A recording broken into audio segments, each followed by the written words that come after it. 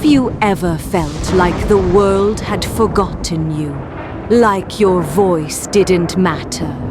Not to people, and not even to heaven. That's where Shakespeare begins. Not with fame, not with beauty, but with shame. You strive, you rise, you give everything you have, and yet others shine, while you disappear in your own mirror. That's what Shakespeare writes, not as a legend, but as a man who watched doors close, who saw applause drift toward someone else, whose brilliance felt invisible.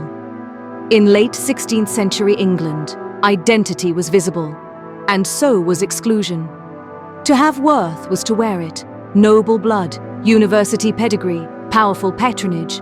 Shakespeare had none. He was mocked publicly in 1592 as a Johannes factotum, a jack of all trades, someone useful but unimportant. He had no university degree, unlike Marlowe or Greene, no inherited fortune, no courtly connections. He came from a market town, son of a failed glovemaker, and in 1594, after the plague had closed London's theatres for over a year, he was still grieving, still broke, still whispering into a world that didn't care if he disappeared. In Shakespeare's world, silence could mean survival or oblivion. The plague had emptied streets, shut down stages, and silenced actors. And with that silence came doubt. Was he truly a poet, or just another voice lost in the wind?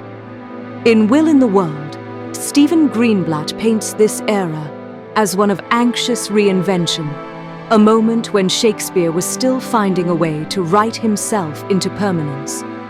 Grief, failure, and envy pressed in. He had just lost his only son, Hamnet, at the age of 11. There are no sonnets explicitly mourning him, but his absence is everywhere. In the longing, in the sudden light that breaks the gloom.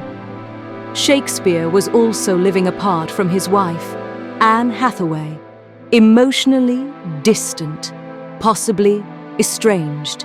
He had forged his life in London, she remained in Stratford. The separation wasn't just physical, it was spiritual.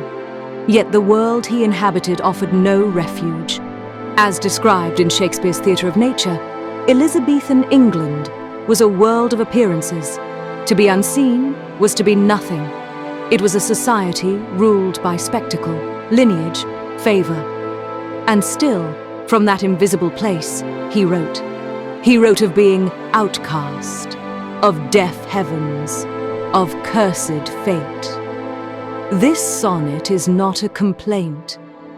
It is a confession, a howl from the soul that has tasted abandonment and then, miraculously, redemption.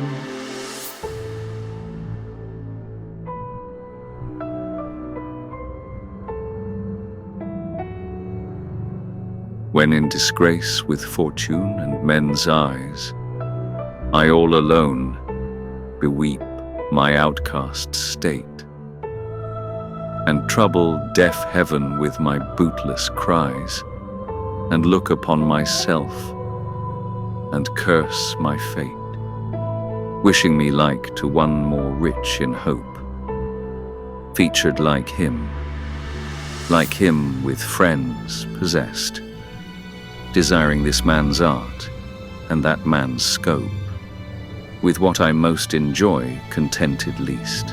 Yet in these thoughts, myself almost despising, haply I think on thee, and then my state, like to the lark at break of day arising from sullen earth, sings hymns at heaven's gate. For thy sweet love, remembered such wealth brings, that then I scorn to change my state with kings.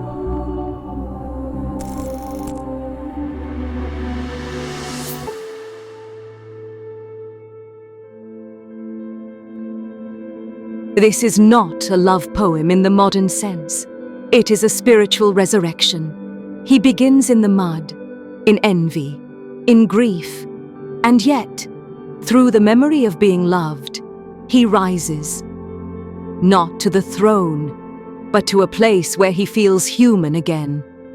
In Shakespeare and the politics of relevance, the poet's power lies in this: to reach across centuries and touch the private anguish in each of us. The shame of not being enough. The pain of seeing others praised while we are passed over. The desperate prayer to a heaven that seems not to hear.